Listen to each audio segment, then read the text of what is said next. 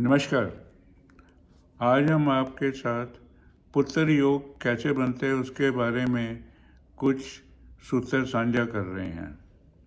जन्म कुंडली में पांचवा भाव संतान का कारक होता है और पांचवें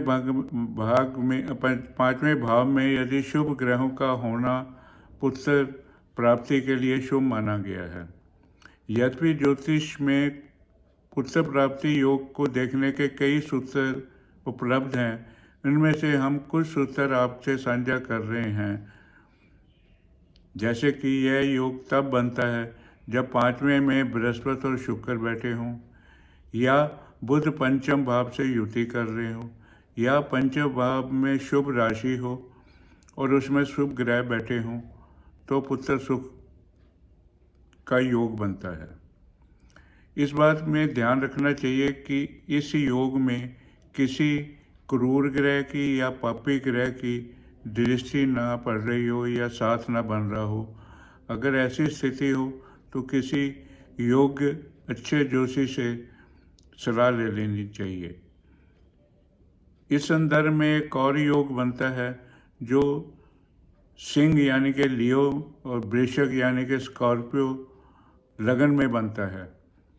इन दोनों लगन में पांचवें घर का स्वामी बृहस्पति होता है।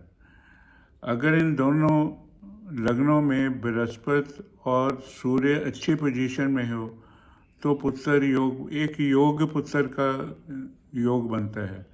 ऐसा पुत्र बचपन में बढ़िया खुशियाँ देता है और बड़ा होकर अपने माँ बाप का नाम रोशन करता है और उनकी सेवा करता है।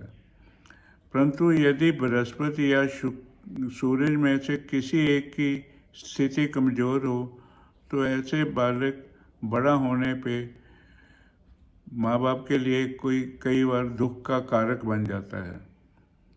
तो उस समय ऐसी स्थिति में किसी योग ज्योतिषी से सलाह लेनी अच्छी रहेगी।